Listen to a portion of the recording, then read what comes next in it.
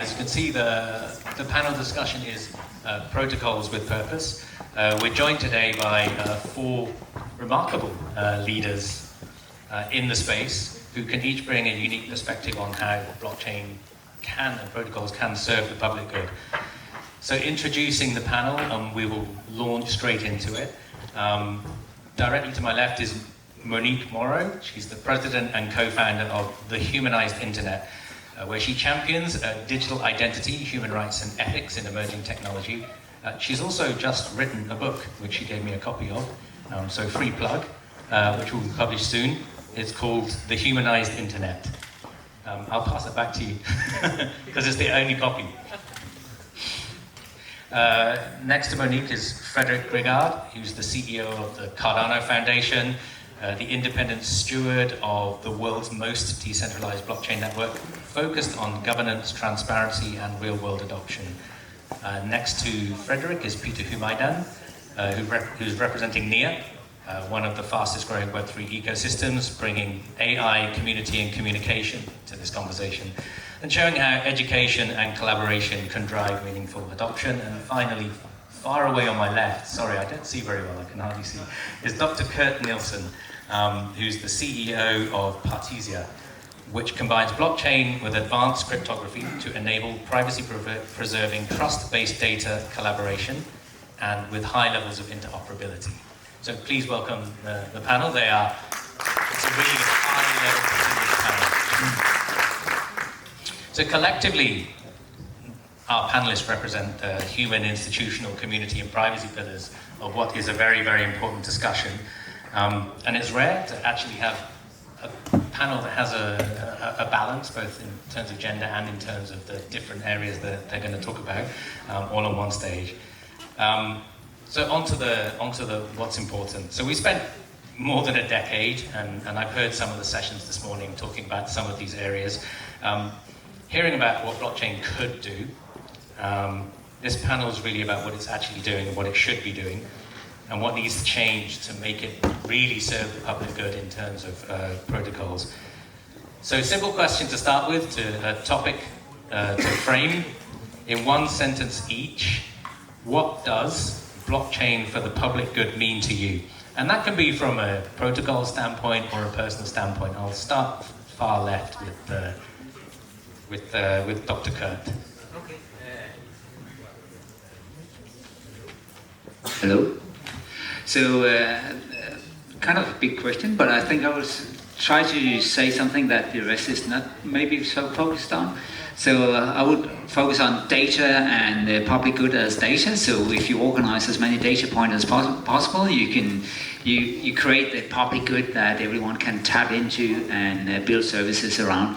So, but that really requires a neutral infrastructure for doing that.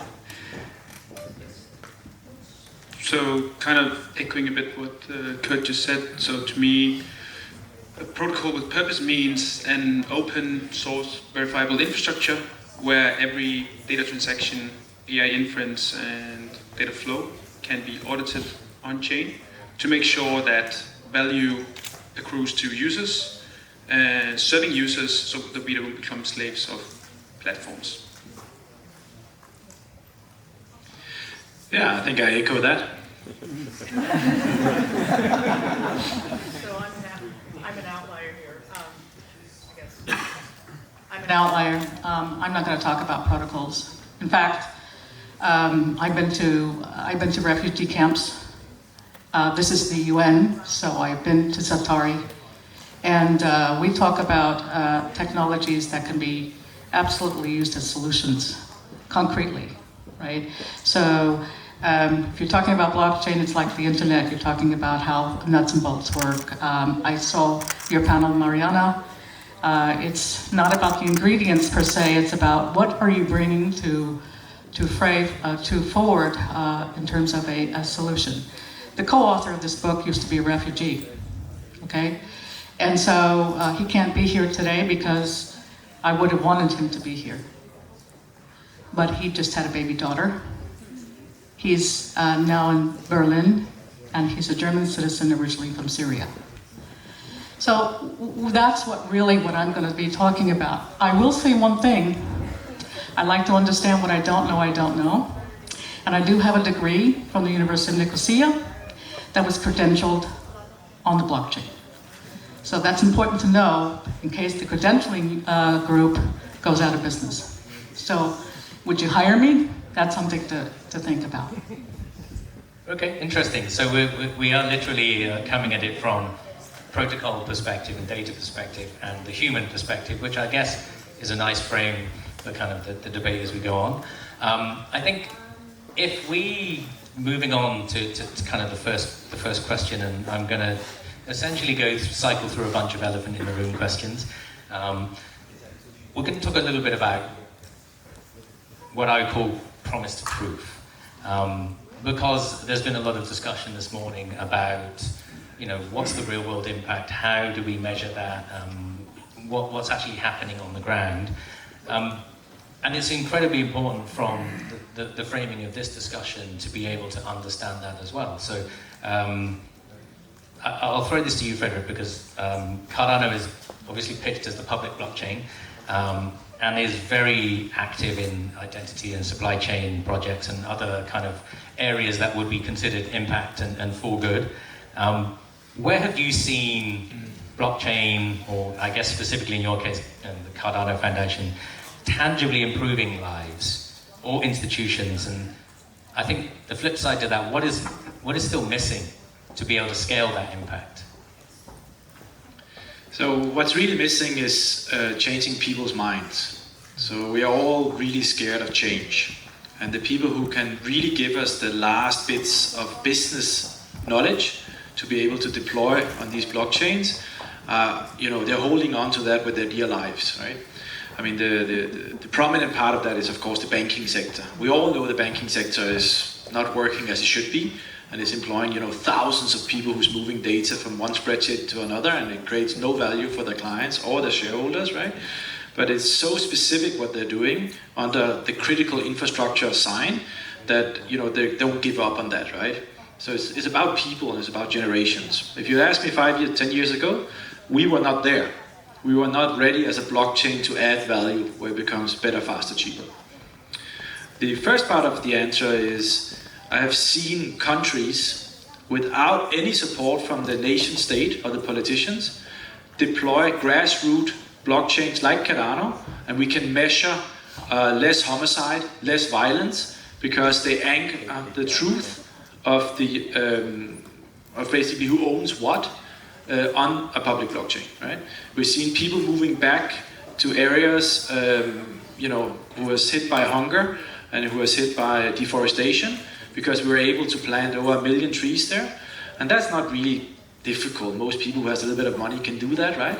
But putting the proofs up in the asymmetric, carbon credits and get that verified by a centralized authority. And more importantly, getting those people to move back from the big city so they don't have to be child labor or child prostitution, but they can be where their moms and their dads are and support and get economic opportunities through that move. I think that's tangible proof to me. Now, a lot of people always ask me, how do I measure it? Well, how do you measure improvement of human lives? Right? That's really hard. We can measure on the blockchain how they use the blockchain, right? But measuring human lives is very difficult compared to GDP. So when I speak to investment professionals or national bankers, economists, I always say, well, we can actually measure the GDP. So in Switzerland, for instance, we can measure the GDP growth on the blockchain sector, right? Thousands of jobs has been created, right? And we can do that in emerging countries as well. So I think there's actually a lot of use cases individually who has been tested and trialed out and went out of pilot, which we now as a community of changers are able to take together with the different UN agencies and create hope for the future, not by a technology which is governed by technology, but a technology which is governed by humans in plural. Thank you. Actually, that's I'm going to ask the next question to Monique, because it segues into it, because I think that what Frederik is also saying is about the human side and the human impact is really, really important. So Monique, you mentioned your book, and you've worked on digital identity for stateless and vulnerable people. What have you learned about real empowerment And also the same kind of like flip side question, where are we falling short? Is it financial institutions and that kind of technical layer, or is it something else? So, at core, I'm a technologist, but I'm not going to be talking technology here. I think the situation is, if you don't have the people you are wishing to empower as a member of this panel, then I don't know why we're here. Because we really have to talk, really have to think about the humans and how the humans are benefiting from these sets of technology stacks. And by the way, I think all of what my fellow panelists have done a fantastic job in what they've developed. The thing of it is that I think that when we feel that when we see that there's acceptance, we will never have to mention it. It will just be there. Just be like the internet, it's just there. So I think that's the component, and the human actually has to be part of that, of the discussion and who the beneficiary party is. Now, to Frederik's points that he articulated very well, there have been issues around where's the friction? You know, friction creates opportunity at the end of the day. So in many circles, it's been the financial circle in terms of, I want instantaneous settlement, being in the telecommunications space, having worked at Cisco for 17 years. So I know that space fairly well. But, I also think about it from the people that I started out to discuss. Many of these people, some of them were, as I said before, had been refugees, and they were using these sets of technologies just to live. They were actually using Bitcoin just to live, right? Because there was no way without a piece of paper that they could go and get a bank account. No way. Think about it. Think how you came into this country. You had a passport, right? And your entry was kind of interesting too. You have a passport. What happens if you don't have a passport? What happens? And stateless people, there are millions and millions and millions of stateless people due to migration, due to all kinds of issues. And here we sit in UNDP, who is in part responsible for the credentialing aspect of giving these stateless people some level of credentials. For example, when I was in one of the camps, it could be, we think you, by the way you talk, by the way they use also AI, by the way you express yourself, that you could have been a surgeon. And so what happens is, you get certain levels of credentials, and then you have Uber drivers here who are surgeons, who may be in Sweden or someplace else. So we have to think about, I think where we're falling short is trying to bridge all of these wonderful solutions, or these stacks, to actual solutions that people are going to, especially the ones that I am looking at, the stateless ones that are going to really, really benefit. And that is the partnership. It's public-private, because you can't do it by yourself, working with such organizations as the UN. Okay, so thank you. So you see identity as kind of like the core of how you can deal with impact, because impact means different things to different people. Yes, it is. Identity is core to identity, but identity is cultural too. It's very multimodal. You have a language, you have your own culture, you may speak, that's very, very multimodal. So identity and trust, I think we're going to beat that on the head, but trust is very, very important by the credentialing organization that you're getting the credentials from. Sure. So I'll throw a similar question to Peter and to Dr. Kurt. What does success look like for you? Like, what does success in terms of impact and measurable impact look like on the ground for you? I think that the examples that Frederik mentioned, where you see blockchain as a very, very powerful mechanism to coordinate us and make things more efficient and more transparent, is what makes it a very, very powerful technology, right? And in the terms of measures of success, it's us not sitting here in 10 years talking about blockchain. It's just a part of the tech stack that you use when you're building products that solve real problems, right? Very much agree on that. I think what we also need to think about is the data. So we were living in the times of AI and massive accumulation of data. So the infrastructure, when you build that, we need to address that and bring back the control of not just coordination of data, which is transparency, and we use that for a lot of things in blockchain, but also the data itself. That goes for the identity solutions and supply chain management, and bringing healthcare data into various applications. I mean, if we have to pay with data again and again, we don't really see the real cost of that before it's too late. Okay. If I can just add to that, I think that's where blockchain is extremely powerful when it comes to AI, is on the user sovereignty side, because it's a technology that allows you to verify, right? So you can verify that the AI does what you asked it to do. You can verify how it was built, like its weight, all the data that went into it, and you can ensure that you have your data privacy intact, right? So otherwise, like the dire outlook, I would say, is that we end up in a data monopoly that is like much worse than it is today, where we have five very big companies that also are building AI as we know it, and they need to make money right at the end of the day, and they're going to do that using your data, and you're going to be left in the dust. So a clear pattern of data sovereignty and identity as kind of being an important fingerprint of how we see impact and frame it, which I think is interesting because it's a little bit different from the typical kind of understanding of what we say when we say ESG, right, which is projects on the ground that making payments easier or doing things like so the examples that Frederik gave, and I guess some of the examples that you guys have, playing devil's advocate a little bit, are these isolated wins, or are they symptomatic of something bigger and a movement? I mean, where do you see the industry, right? I mean, it's not decades and decades old, it's still quite young, but do you see there's any evidence of anything real happening yet, or is there a real movement or a groundswell, or do we feel like it's still just small wins that happen every now and again and we celebrate?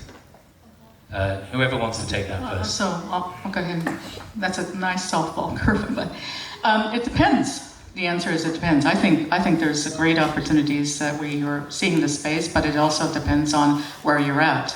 There are geopolitical, macroeconomic issues that you can imagine. So if you're in the United States, it's quite interesting, right? Or if you are in other countries, if you're in a North African country, it can be very interesting. So it depends also, you pick your favorite country and then you can barrel down to what the opportunities are. I see progress being made from when we were starting this conversation years and years and years ago. So I've just met a colleague, where are you? There you are. 2018, we saw one another, right? And we meet here again, right? We were at WEF together. So I think that there's a huge amount of progress being made. Now the question is that'll be part and part of how we summarize what will be left. But I think there's it's also about moving the sort of the friction in the areas that we see friction at. But I see, for example, in many countries where they want to be part of this, they want to be part of the solution, and they really want to work with you on the solution, in the solution space. And I think that's where we have a lot of areas where folks are opening the door to showing you, wanting you to show them what that solution looks like. But let me caveat it, and it better be long term. Well, I think that's kind of my question, right? Is it small wins, or is it something longer term? Frederik? No, I actually think it's a complete mind change. I think finally what we're seeing right now is a positive trend toward deploying blockchain where it really matters. And I think when we combine like this unique setting, which was created by UNDP the last 2 days, right, where we have founders from different blockchains coming together with UN agencies and combining these use cases and seeing the appetite towards doing things, better, faster, cheaper, to make more impact out of the means and the resources the United Nations agencies have available by deploying blockchain solutions. I think this is already something which would not have happened 2-3 years ago. And this is not just here, this is also happening on central bank level. This is happening with Mariana in Brussels at the European Parliament. This is happening, I was just visiting the US, speaking to the treasurer, right? I mean, you know, I was just in Singapore, right? Speaking to the MAS there, right? It's all coming together. And I think, unfortunately, there's two things which really impact, or maybe three things which really impacting. The maturity of the technology is a lot better now than it was a couple of years back. We have way more features. It's not just Bitcoin, but we actually have features to do magic now. The other part is that, unfortunately, well, the world is not really getting better, right? So we see more refugees, we see more tensions, we see, you know, it's getting really bad. And that's where blockchain excels, right? So when the world falls apart, what you want is critical infrastructure you can bet on in a nuclear disaster scenario, right? And you know, specifically, you know, Peter and me represent places where you can do that, right? So, and the last bit, maybe being even more contrarian, AI is probably the best thing that could ever happen for blockchain, but it's also the worst, because we do actually see an opportunity for a world where we don't need humans. But if you really want to be in a part where we do need humans, well, you need to kind of understand what blockchain brings to the table. Because we're probably the only security element outside how quantum computing is going to look, and we're still sort of dabbling with that, who has any kind of safeguards for the development of AI and the incentive models of AI we see right now. That's another panel. Yeah. Sorry, actually, I wanted to throw that to you, Peter, because I know you do AI, and you're kind of at the intersection of blockchain and AI. Well, I can only second what Frederik says, because AI or blockchain is the only way that we can actually put up governance models for what goes into these models, for verifying what these models actually are. Like it's a very extremely powerful tool, but it's a way of thinking, right? And you want to make sure that the way this tool thinks for you is something that you're aligned with ethically, but also maybe like personally, right? So I think that people need to wake up, to be honest, to realize that if we want to live in a world with humans, we need blockchain to sort of like chain AI, right?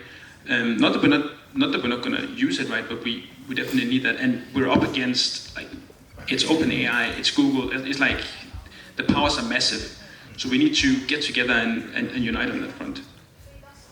I can also echo that, and maybe add that I think also some of the maturity is that the technology is maybe moving a bit more in the background, not taking the full spotlight, which is opening up for more traditional businesses and organizations using blockchain, because it doesn't overshine everything, and you get too much caught up in crypto assets and not focusing on what is the value drivers. So if I may, how many of you in this room have a degree or diploma credentialed on blockchain? 2 on the panel and a couple here, right? So that's a starting point, you know, walk your talk.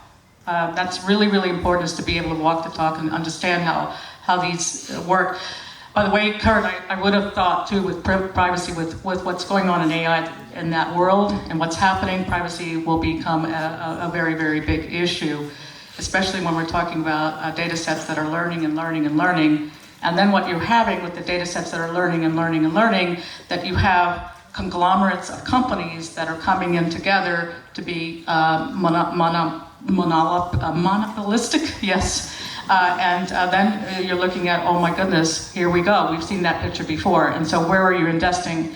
So that's another area to be very cognizant about, because then what happens is, having met some people from the OpenAI space, is like, we're not, or name your favorite, we're not learning, we're not doing any data set learning on your data set. Go figure, right? So, you know, it is the situation with any of these technologies, their tool sets and the toolkit, right? I'm a strong proponent of all of these technologies, but with the ethical component with it. Just as you have a pack of cigarettes that says it can cause cancer, or this technology was created for this purpose. And anything over it is a red line. So that's something we have to be cognizant of. just briefly want to mention also that I think what we also need to understand about blockchain and AI is that blockchain is a very great incentive mechanism as well. So this is actually a way to help open source AI development, because via blockchain you can actually monetize open source AI, right? And this is not something we've seen before. You've all seen how billions of dollars go into closed AI systems, right? And it's very, very difficult to actually, for a small dev or any rogue team, to actually do that without a massive backing. But blockchain allows you to pay for inference, for instance, right? So all of a sudden, Frederik could deploy a model that I could use, and I would pay him every time I used it, right? Which would make an incentive for Frederik to make his product even better. So it's kind of like leveling out the playing field a bit. Okay, and also on top of that, in terms of sovereignty as well, that allows you to be able to create products that have impact seamlessly, going back on topic. So moving on, and I think this is a subject that has been debated quite a bit this morning, but the panel discussion is called Protocols with Purpose, and we have 3 people from protocols on the panel. And the watchword that has been going around a lot is around interoperability, and or the notion of protocols aren't important, the outcome and the impact is important. We won't make progress until we don't understand, or we don't care if it's Cardano or NEAR or anything like that. Do you see that as a truism, or as do we need to have different blockchains and different protocols in order to progress? I think we need to have a healthy competition around technologies, but we also need to be able to make protocols that allow us to look at the Web3 as a one coherent alternative, and not like 1,000 different islands. So, and it's just inherently more complicated, because you cannot just do an API plug-in, because it's all decentralized data that sits on these different islands with different consensus protocols and all that technical stuff. So you need a different approach to make sure that data can be seamlessly moved around into services, no matter where it originated from. Yeah, I would say that from a NEAR protocol perspective, we are all about abstracting chains and unifying liquidity. So we actually just had a partnership with Cardano to make the ADA token tradable across anywhere, right? So you can access it. So it's a very, very powerful technology that sort of sets us on the same playing field token-wise. You don't have to worry where you hold your assets, but we're actually trying to unify it. And we believe that's a strength, because it's keeping a lot of people from entering the space. We need to make that user experience as smooth as possible, and that also comes when it comes to interoperability. I think what you're going to find is that what we deem as blockchains today is not blockchains tomorrow. So what you're going to see is that, for instance, Cardano is going to move way more towards a decentralized critical infrastructure, right? Where Curd is going to be way more in the CK rollups and the application of data, right, in very specific use cases. And you're going to basically see this is going to water out into different application landscapes. So I think this question is kind of going to be redundant in the future, to be honest. The other part which is really important is that the only thing which is worse, was more bad or worse than data monopoly is not using your data, right? And there is somewhere in between there's a very fine line between enabling human value without actually stepping over the boundary that you lose privacy and is being used against you as humanity, whether that's from AI or whether that is from, dictators, or, you make your call, huh? And I think that very fine line is being explored in the blockchain space in a way we don't do in the classical database space today. Because there it's really just about data monopoly. Who has the most data gets the best AI experience. And I think what you see here with the 3 of us, we're really the contrarian here. We really believe that we should have choice in local communities, and not everybody working for the same sort of vision and mission in one global company who has less than 10 employees and has $1 trillion market cap and can move the world on behalf of humanity. So just though I'm not talking about protocols, but I have been, how many of you are in IT? So when you're in IT, you do care about whatever interoperability looks like to some point as a network manager or something to that effect. And then you have oracles and you have all of this kind of stuff that comes into play, and you have to make a decision at some point in time. So, but I think the world is getting very interesting in terms of allowing organizations to choose, and that's a good thing. And to the point of using your data, even better. So I think it's just something to be cognizant, because interoperability can mean different things to different people. For sure.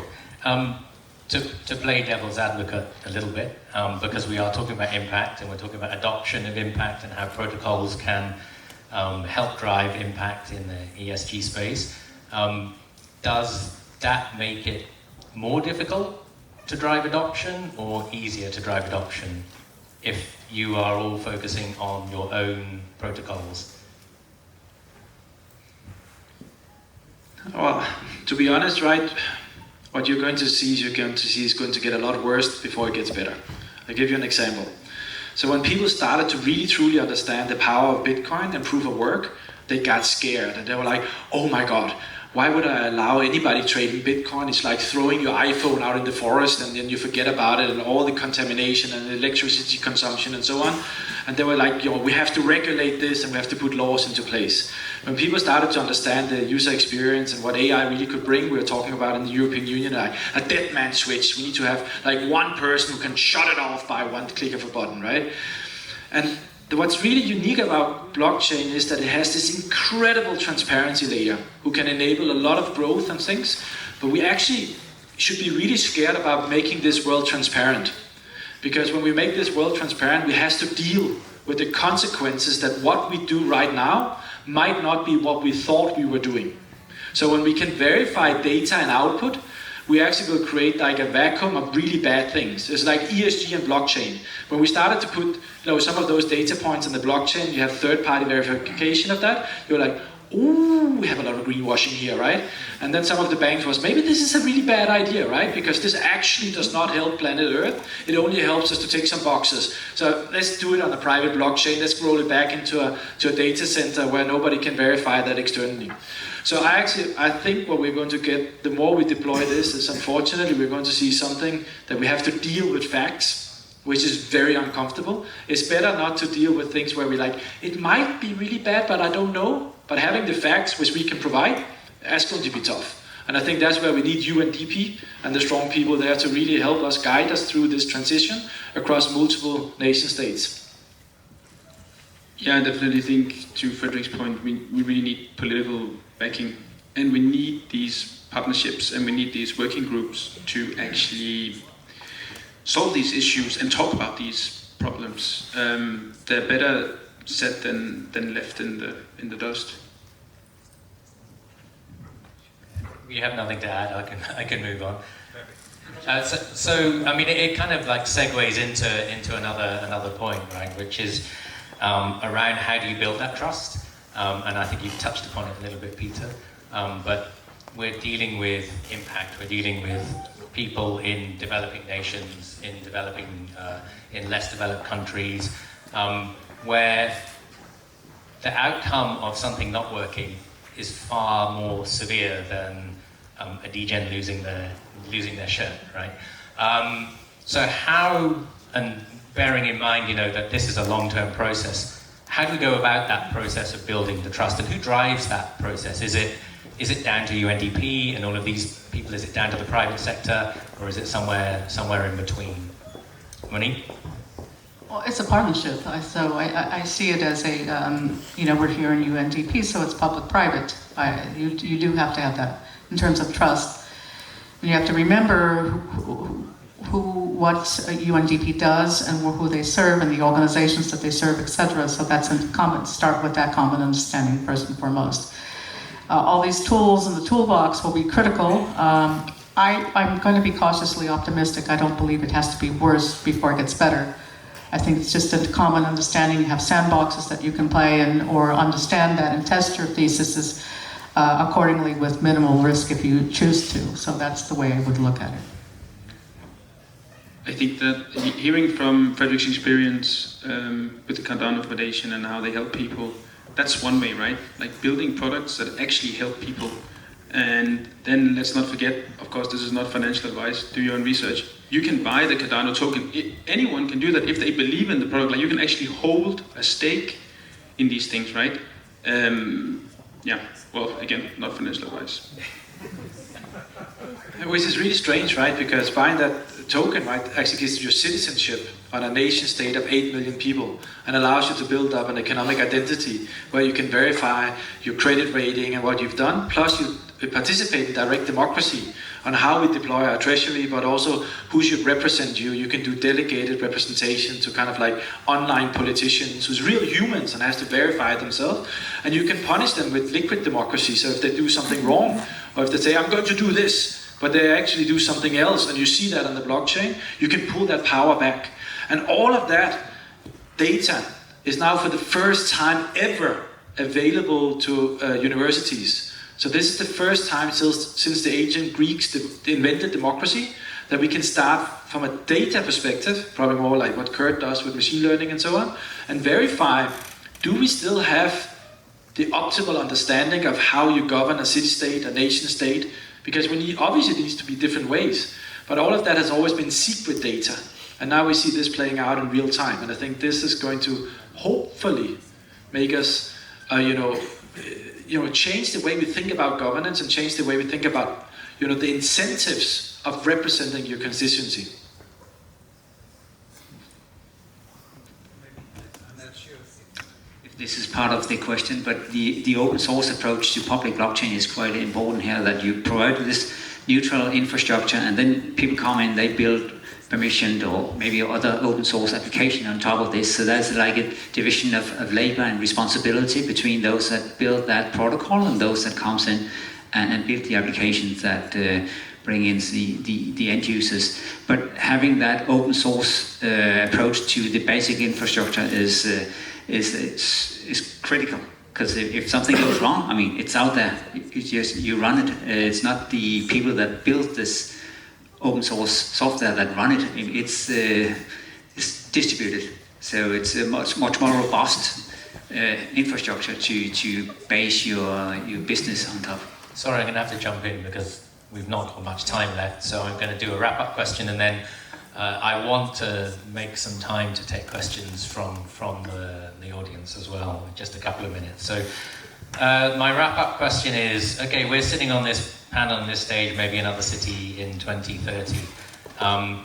What are we discussing?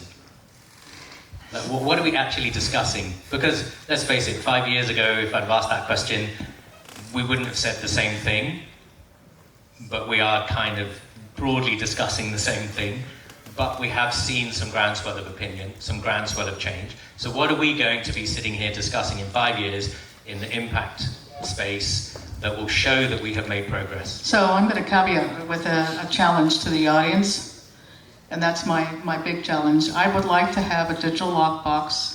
How many of you have bank? You keep your marriage certificates or whatever in a bank, and you bet in a vault. What it says, if it's flooded, that's your problem. So here it is. What if we were to have a digital lockbox with an apostille seal that has all of your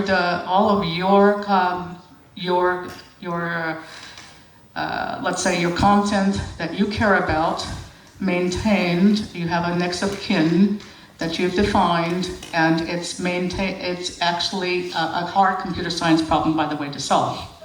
But I think we could have that. We can use all the tools that we can, but there is an apostille seal that would be honored by all nations.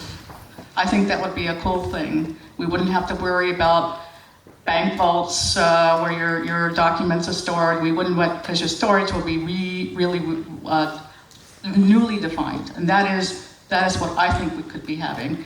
And I threw this challenge out 8-9 years ago, and I was told it was a hard computer science problem. Well, damn it, here it is. That's what I want to see happen. So identity, really like ownership of your own. And a new way to define it, right? So, and think about apostille. I've had to sign documents where I've had to have apostille seals. Think about how that could look.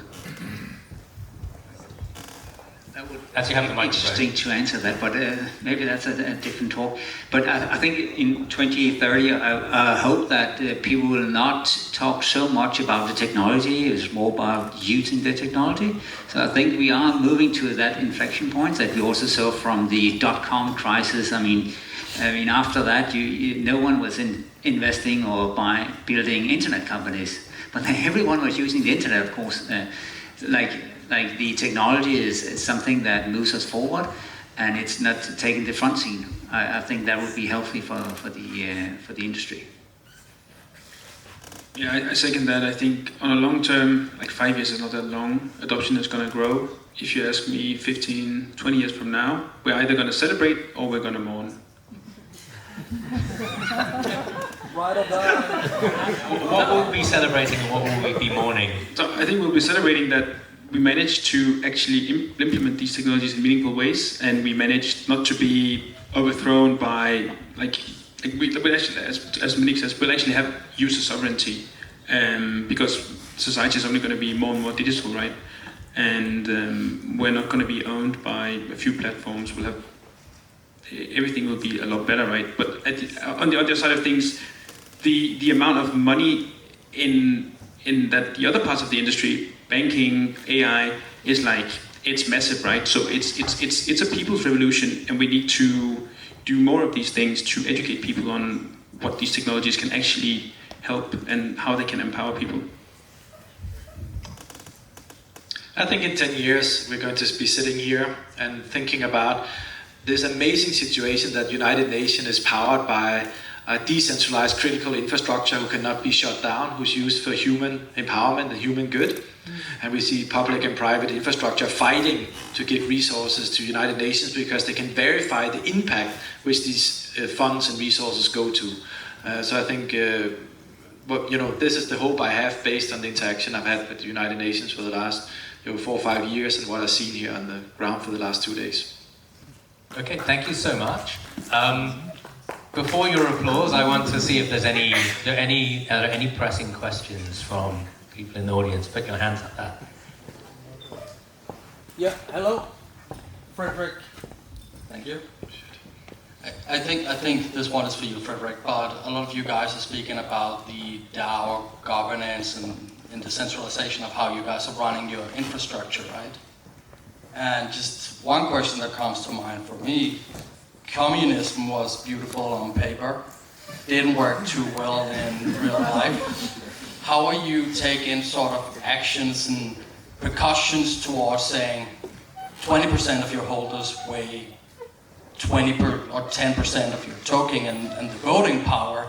How do you avoid sort of malicious acts and manipulation and all these other things? I think that's an important subject to cover. Thank you. Yeah, so this is going to blow your mind, right? So, I built banks for 20 years, right? I'm mainly about, trying to drive output and things, and then I, turned CEO of a foundation who supports, a DAO, right? With 7-8 million people, inhabitants. And one of the things we then do is we go together with thousands of people and we write a constitution. We wrote a nation-state type constitution. Then we came together in multiple different countries and we fought over every single line and comma. It was not pretty, I tell you that. Huh? There was people shouting and crying and people were proud and people were offended. I mean, it was humans, right? This is about humanizing that technology, right? As Monique also spoke about. Then we went on-chain and enabled 7 million digital citizens to vote on that, with the requirements that we needed to get over a 50% threshold, including some of those mitigations which you just spoke about. Then now here, close to a year later, we figure out, well, holy shit, we got some of it wrong.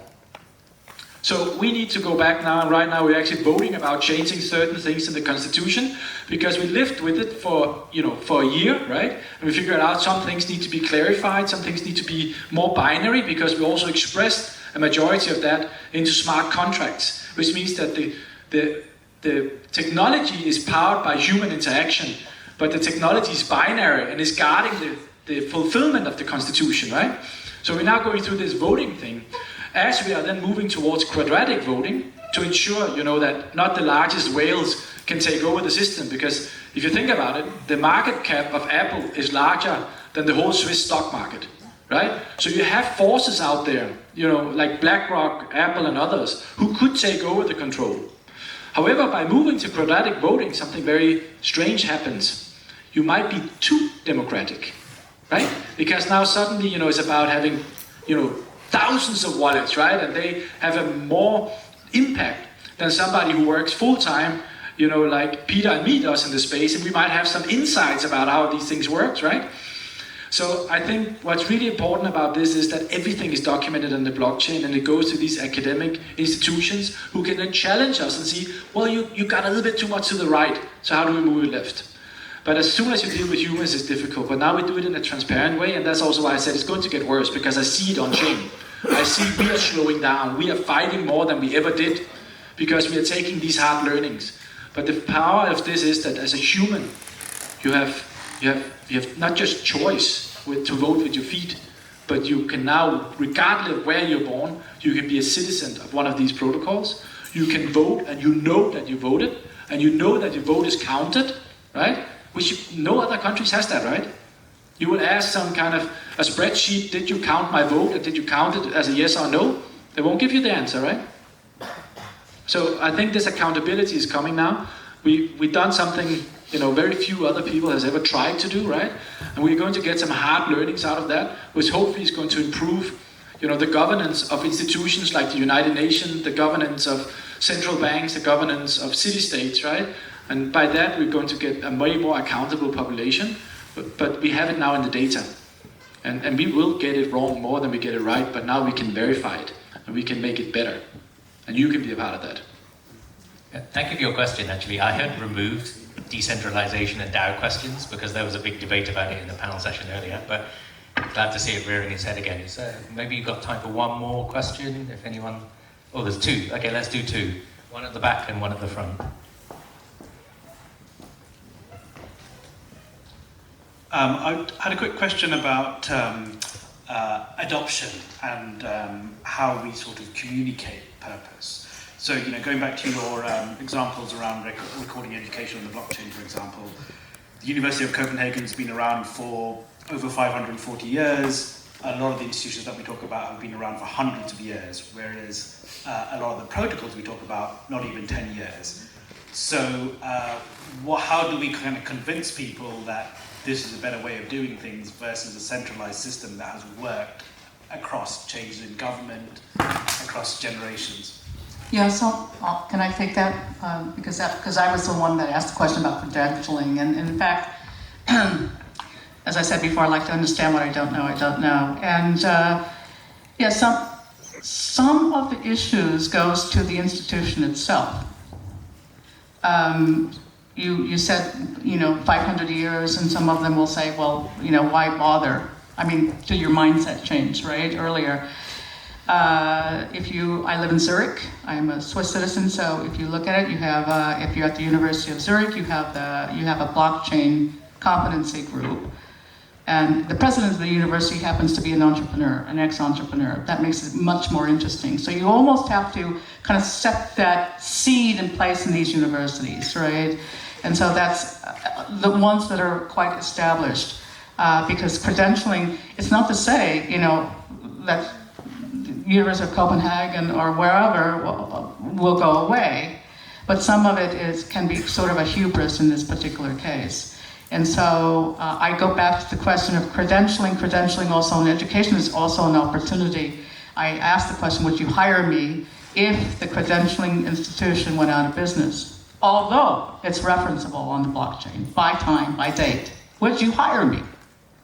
And so those are the kind of things, those are the kinds of questions I posit. But my answer to you would be, hey, you almost have to seed it, these groups in place. And what happens is that you start to seed it, and they start to give out the certifications and so on based on, and it could be certifiable on blockchain itself.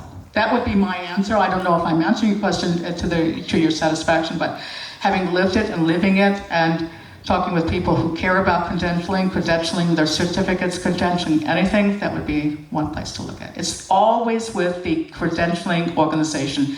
We're here at UNDP, they would be a credentialing organization, as an example. Just let Frederik answer one last question, and then I'm getting death stares from the organizers.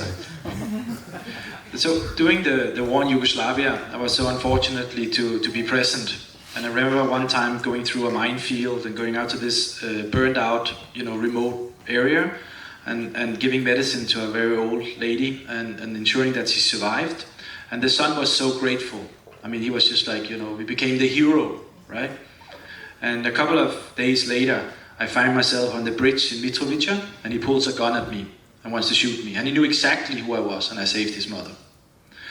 I think what we have to deal with is that, trust is very evasive. It's not just about walking the path every single day. It's about, showing up. It's about ensuring that, when we say something, we do something, and we will take as many falls as needed. And that's why many of us are in foundations, because they are governed in a certain way, which doesn't allow us to change our mind just because, the monetary situation is different, the incentives are different. But we work towards a longer term success of these kind of infrastructures, and we will take a lot of hits, and we won't understand it. Like in my example in Yugoslavia, I did not understand why he pulled a gun at me, because I just saved his mother, right? And we will be crying in our foundations. But every time we go out here on the floor here and we hear how the plastic project is on Cardano moving from cello, right? How they encourage Danone and big football soccer associations to pick up plastic and create incentive models for that, right? Under the impact also of UNDP and so on. We see more and more evidence that this trust is already changing, and we are getting a lot more love than we actually got in any bull market. Okay, thank you so much for that very, very eloquent and wonderful answer, Frederik. Very personal as well. So it just leaves me to wrap up and say thank you very much to Monique, to Frederik, to Peter and to Kurt for their time this afternoon. We hope you enjoyed the panel. Thank you very much.